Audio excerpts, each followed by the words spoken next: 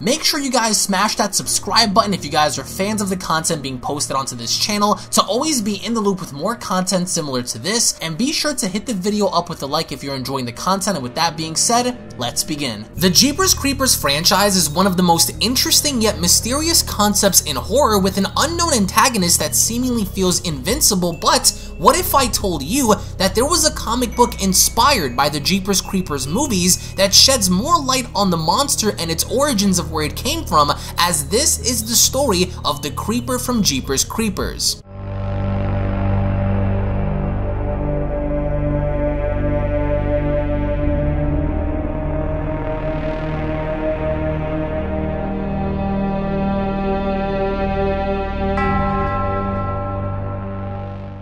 As we kick off the Jeepers Creepers Comics Chapter Number 1 special, as we are taken to a very ominous location to where we get to see the moon shining, the trees and the overall surrounding atmosphere just feels dead, as we only then get to see how a bunch of crows are flying in the sky, seemingly cawing away, until over out in the background we also get to observe how the Creeper seems to be flying seemingly towards them, as only then we get to observe how the Creeper comes crashing on down to the ground, almost as if the Creeper seems to be hurt, which, by the way, the timeline of this comic takes place directly after Jeepers Creepers 3, because hence why the Creeper had fallen onto the ground to begin with, because only then we get to see how once the Creeper stands up, he is missing his left hand. And with the Creeper growling in anger, we also get to remember back in Jeepers Creepers 3 how the initial setting towards the end was basically portrayed in the fact that the humans now not only possess the Creeper's hand, but they, quote, know his secret. And with the Creeper then observing a barbed wire fence, he easily makes his way through it, as only then the Creeper is observing what seems to be that of a rundown barn.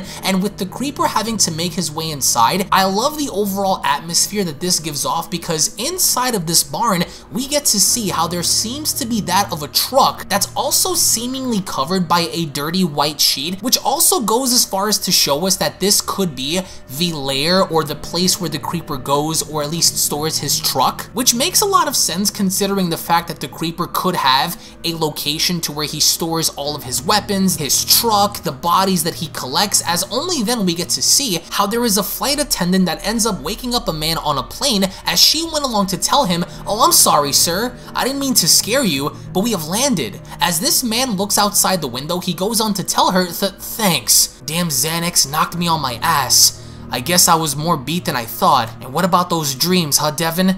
You're not a nightmare kind of guy." As of course this man, who goes by the name of Devin, ends up leaving the plane, we get to see how they begin to check his passport over at the airport station, as one of the workers goes on to ask, "And what is the purpose of your visit here, Mr. James?" As Devin goes on to claim, "Oh, I'm just a grad student and I'm here working on my thesis, the cross-cultural appearances of the dragon in North America mythology from the Aztecs to today." As the worker responds, "Business or pleasure?" with Devin having to respond, "Business, sorry." And with Devin having to then be approved, we finally get to find out how indeed he ends up coming to Mexico City in yielding for a taxi. And once he ends up getting inside, he tells the driver that he wants to go to the Holiday Inn, and with the driver then having to comment, "Oh, Americano, you're here on vacation?" As Devin responds, "No, I'm a grad student working on my, well, I'm here for work." As the driver tells him, "Sit back and relax. I will get you to your hotel real quick." And with Devin passing out, eventually he ends up arriving at his hotel, as he goes on to state, "Here we are, home sweet home for at least the next week. Damn, I look like hell." As he quickly then sits down, he gets on his phone as an individual goes on to ask, "Devin, hun, are you there?" With Devin responding, "Hiya, Mom. Yep, I'm safely in Mexico City." As his mom continues, "And how is it? Don't drink the water and make sure to brush your teeth." As Devin goes on to tell her, "Thanks, Mom, I'm a big boy. So how are you doing down there?" Of course, making small talk with his mom, because he's specifically here for the sole reason of finding out about this mysterious, mythical, cultural kind of dragon that was passed down from the Aztecs, and he wants to see if there's any kind of connection to the society and culture of today. As we later go back to the Creeper, who in fact is inside of his truck, we get to see how the Creeper is just speeding down the highway until he comes across a man that pulled over on the side of the road. And with this man trying to figure out the problems of his car, he only then signals to the Creeper, not knowing of course who's driving, as he went along to then ask, "Hey, I could use a hand here. And with the creeper stopping and then slowly stepping out, eerily enough, the creeper then goes on to smile and telling this individual, so could I. Hence, of course, why the creeper is missing his left hand, as only the next day we get to see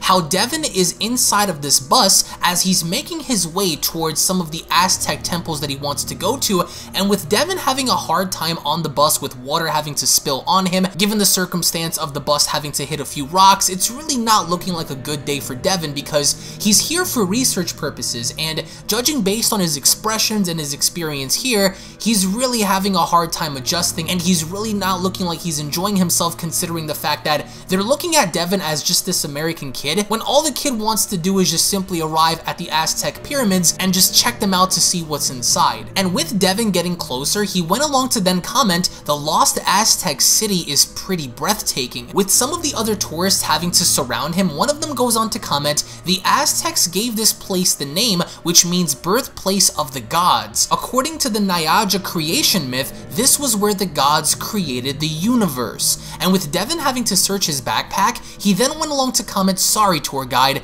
but I prefer my own private tour. Okay, let's see here. Where is the temple of the feathered serpent? Ah, there we go. My Spanish is rusty. The sign says Devin, come on in, right? As of course Devin is trespassing and he wants to find out information on his own accord, as he then goes on to comment, now I feel the need for a fedora and a bullwhip. Of course having reference to Indiana Jones, and the minute we get to see Devin go inside, he is amazed because he gets to see hieroglyphics and all of these images on the wall, as he then goes on to comment, wow, I wonder how many were offered up to you, Serpent God. As another individual who's also inside goes on to tell Devin, we're not supposed to be in here. And as Devin is startled, Devin goes on to cry out, Jesus Christ, kid, you almost gave me an aneurysm. As this individual goes on to ask, who is that guy? As Devin responds, that? Well, that's the Aztec Serpent God. As the little boy goes on to ask, why is he eating that guy? As Devin responds, that man was offered up as a sacrifice to keep the angry god happy. And with the kid asking for real, Devin continues, absolutely in fact, the Aztecs kept a whole stable of young men at the ready for the rituals. It was like a blood lottery. You never knew when your number was going to be called, unless of course they were the ones chosen. Some considered it an honor, as of course we get to see how the Aztec people literally, and actually in real life, did this in commencing human sacrifices, in literally doing very egregious things that would be looked at by the societies of today now as being absolutely disgusting, or at least over the top in the fact that they were doing human sacrifices as if it was nothing. And the way Devin is recapping this, it would appear that the Aztecs were giving up humans for this quote supposed serpent god. As of course he then continues, the fear would well up in the sacrifice, but their fate was sealed. The high priest and his acolytes would start their prayers, and the summoning began, as we get to see how the priest and the acolytes would lay down the sacrificial lamb, for a better term, while wielding a massive knife right above and stabbing the individual directly in the heart, as only then the high priest removes the heart from the sacrifice. As Devin continues, the sacrifice's still beating heart was cut from his chest. To the cheers of the people and the smelling of the smell of hot blood he came. As the little kid asks who, we get to eerily enough see how there is a silhouette of what appears to be that of the creeper during the time of the Aztecs, which alludes to the fact that the creeper had been around for a very long time, even predating that of the Aztecs, as only then Devin tells him the dragon god, which of course ends up being the creeper himself. And with of course the high priest offering the creeper a human sacrificial heart, the creeper ultimately accepts and ends up chewing on the heart in front of everyone. And with this little kid having to be absolutely freaked out, he ends up running off as Devin goes on to tell him, oh, hey, wait a minute kid, it was only with a horde of tourists, including a police officer standing outside wielding his gun, Devin is caught. Devin is caught in the fact that he wasn't supposed to be here, and now that he's been caught, he ends up actually going to a local jail, which only then we get to see how Devin is ultimately released. And once he ends up going outside, there is an old lady that goes up to Devin and tells him Americano. With Devin asking me, she goes on to then tell him, this is what you seek?